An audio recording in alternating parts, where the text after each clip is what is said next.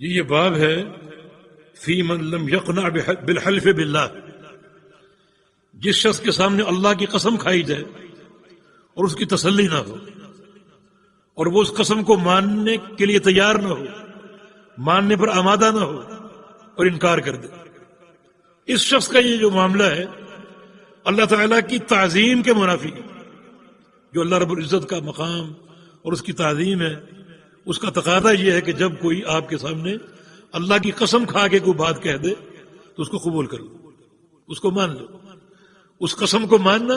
در حقیقت اللہ تعالیٰ کی تعظیم کا عقیدہ اپنانا،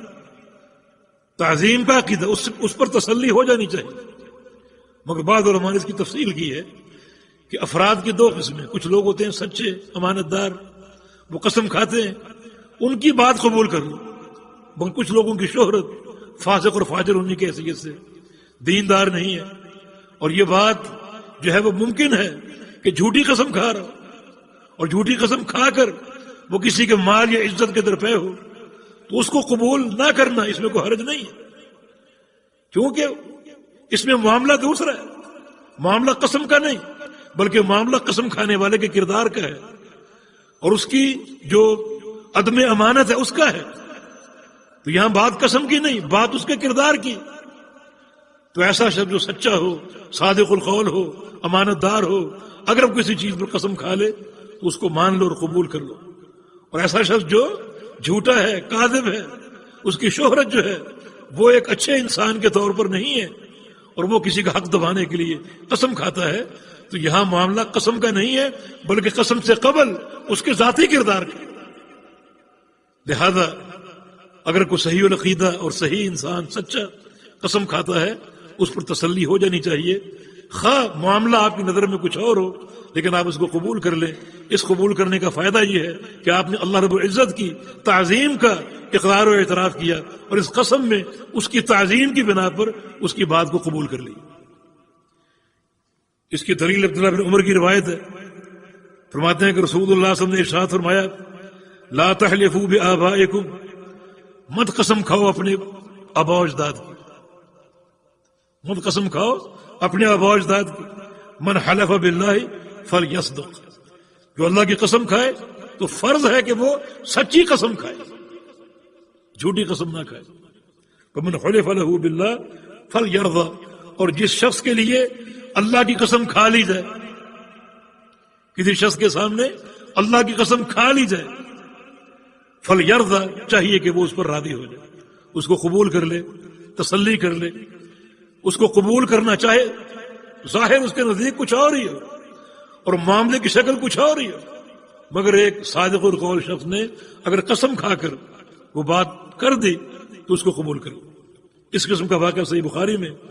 جناب عیسیٰ علیہ السلام کا ملتا ہے۔ ان کے سامنے ایک شخص نے چوری کی، ایک شخص نے چوری کی، فرمایا کہ سرقت، تم چوری کر رہے ہو، تم نے چوری کی ہے؟ تو اس نے کہا کہ کلا واللہ الذی لا الہ الا ہو، ہرگز نہیں، اللہ کی قسم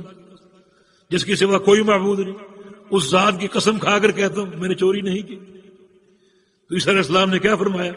آمنت باللہ وکذبت عینی، اللہ پر ایمان لاتا ہوں کہ تم نے قسم کھائی اور اپنی آنکھوں کو جھوٹا قرار دیتا، حالانکہ آنکھوں سے دیکھا وہ چوری کر رہے۔ فرمایا کہ میری آنکھیں جھوٹی، جس ذات کی تم نے قسم کھا لی اس ذات کی ہیبت کا اور اس کی تعظیم کا تقاضا یہ ہے کہ میں اس کو مان لوں،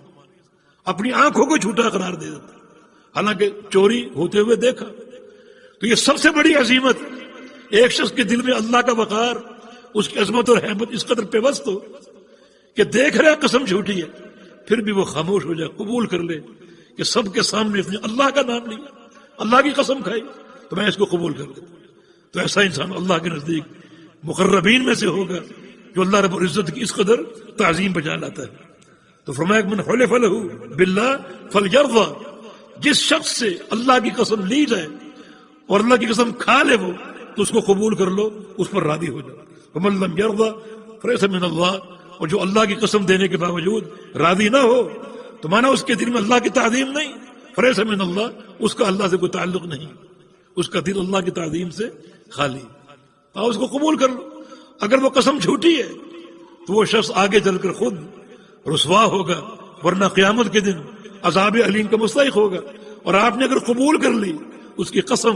اللہ کے تعظیم کی بنا پر، تو اللہ تعالیٰ کی محبت، اس کی رضا حاصل ہوگی، اور اس کا قرب حاصل ہوگا، اور اس کا اجر قیامت کے دن حاصل ہوگا۔